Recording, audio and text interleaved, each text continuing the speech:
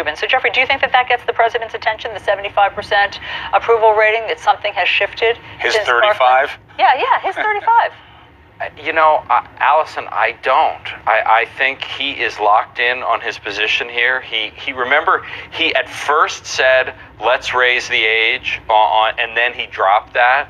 Let's see if he brings that back. You know, the one idea that he has embraced clearly is arming teachers, which and banning bump stocks. He's and banning bump stocks, right? Yeah, to look at. It hasn't happened, but I mean, you know, more guns in schools is his answer. More gun. You know, he said 20% of, we have 3.5 million teachers in this country. Giving 20% of them guns is 700,000 guns. That's a very good market for gun manufacturers. I don't know what it does for school safety. Josh, it has been suggested that the way that this changes politically is if the Democrats make this their hill to die on, that they will work on nothing else with the other side until this gets done. That's relevant, obviously, because of the filibuster rule in the Senate. Is there indication that the Democrats are ready to go all in on making something happen? No, I don't think there is necessarily. I mean, we saw a big push after the Newtown massacre, and that led to nothing. I think the thing to look at is what Republicans and what Republican voters want to do on new gun regulations. I mean, these national numbers have come out and made clear that, you know, a majority of Americans now want stricter regulations, but what Republican politicians are focused on is what are the people voting for me or for my opponent in a primary going to think? And there's no clear indication that there's been a lot of movement there. Hey, Jeffrey, in terms of what law enforcement could have done differently, the sheriff of Broward County was on with Jake Tapper this weekend, and Jake tried to get to that, and the sheriff had a somewhat confusing answer. Here's that moment. Do you think that if the Broward Sheriff's Office had done things differently, this shooting might not have happened? Yeah, listen, if ifs and buts were candy and nuts, O.J. Simpson would still be in the record books. I don't know what that means. There's 17 dead people, and there's a whole long list of things your department could have done differently.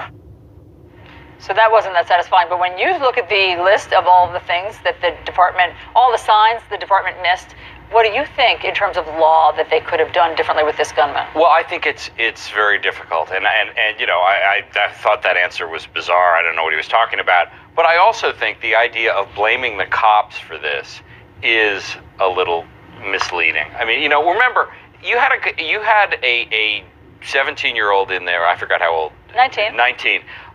With you know, an AR with an assault weapon. He had an arsenal, by the way. He had, you know, one cop in there. He goes in, starts firing. How many students does he hit? I understand, but I think mean it's very the system. difficult. The fact that this kid was known to the FBI, well, he was certainly known to the Broward County Sheriff's Office. They had gone something like 23 times on house visits over the past decade. He was known, and so legally, what else could have been done with this kid? But it's difficult to do things when people have not committed crimes. I mean, yes, they've gone to the house, and you know, he was obviously a troubled, disruptive kid. But, you know, we don't punish people in this country for things they might do in the future. I mean, I have, you know, it's heartbreaking to think that, you know, we had so much notice about this guy, but we have notice about a lot of troubled young people who don't do terrible things. Right, but it leads to the politics. And, you know, here's the irony, all right? Right now, you're hearing a lot of this, Josh, from the right, from the NRA. They like it because it's not about the guns. Sure. Exactly. Right? Exactly. But when they go down this road, because it happens to be a real thing, again, not to demonize the mentally ill, they are more likely to be victims than perpetrators of violent crime statistically. But the problem will be with the Democrats. When they go down this road of, yes, all right, look, we have to vet better. This is crazy. They went to this guy's house 23 times. They couldn't do anything. It should be part of the calculus of background checks. We'll find a mechanism. That triggers privacy concerns and suggestions that you will chill the number of people who go to get help because they'll be afraid of being flagged. Those are Democrat issues, and it takes us back to 2013 when they couldn't get all Democratic members to vote for a gun control legislation then. They didn't have the 60 votes back then within their own party. The Democrats could stand in their own way. True or false? I don't think that's true at all. I mean, that's you know, picking nits with what some Democrats might have said, when the larger issue here is that the National Rifle Association refuses to allow background checks. They punish people who vote for those.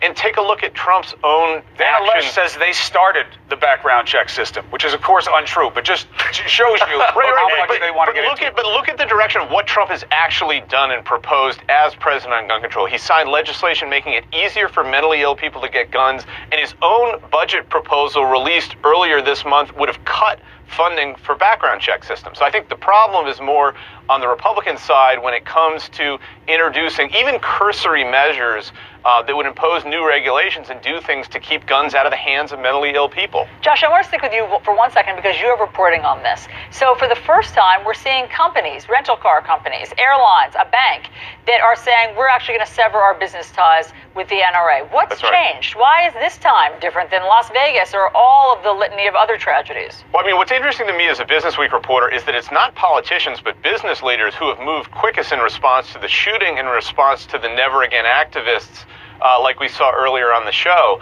I think that's motivated largely by the fact that the NRA, for all its political power, is a small organization with 5 million members, which doesn't really have a lot of sway in the broader U.S. economy. If you look at a company like Delta Airlines, for instance, which announced last week that they're going to sever ties, they're going to end their business relationship with the NRA, they have 180 million customers every year. So, against the broad backdrop of American society, people want action on guns. The only thing holding it up here is the political process and the fact that the NRA has a kind of hammerlock on Republican politics that even slaughters like we've seen in Newtown, in Las Vegas, and now in Parkland, Florida, haven't been able to change. Do the companies What is matter? amazing Yeah. is how companies have become, corporate America has become a progressive force in certain areas.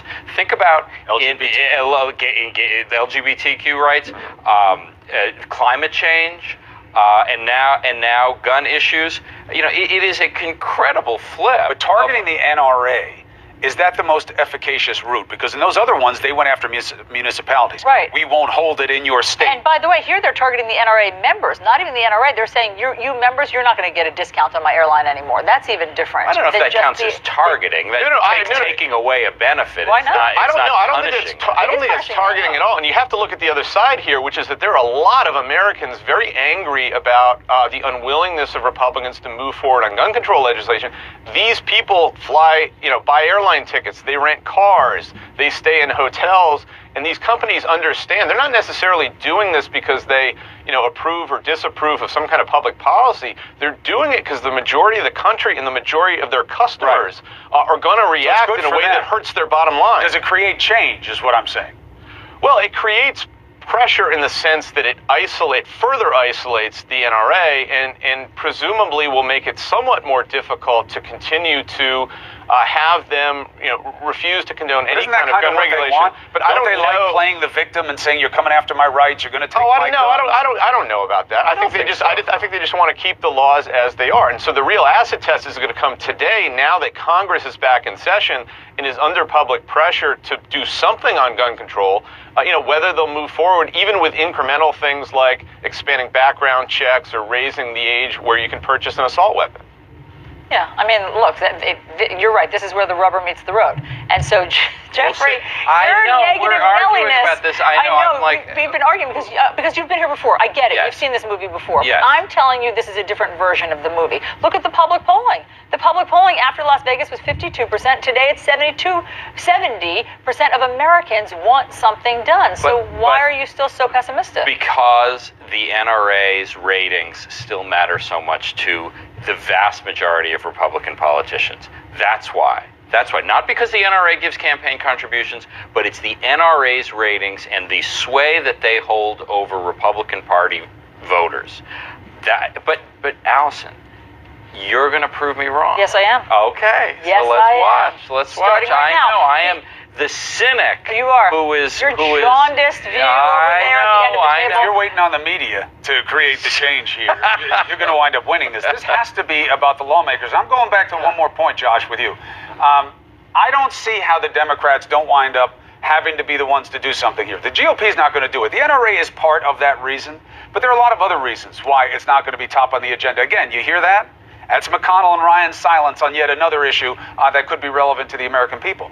The Democrats are going to have to make a decision that this is the functional equivalent of the abortion issue for them.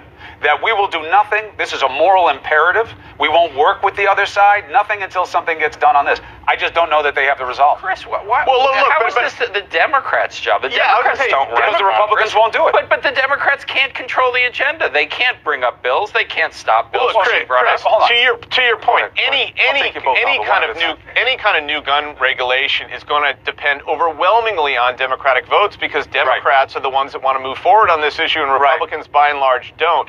The reason this hasn't happened yet is there's a Pew poll last year that showed that gun owners are 80% more likely to have reached out to a member of Congress about gun policy over the last year. In order for Allison's prediction to become true, in order for that to change, Democrats and their voters and people motivated by these never again activists need to reach out to their elected officials, Democrat and Republican. Only then will the status quo That's exactly what I'm saying. What he said.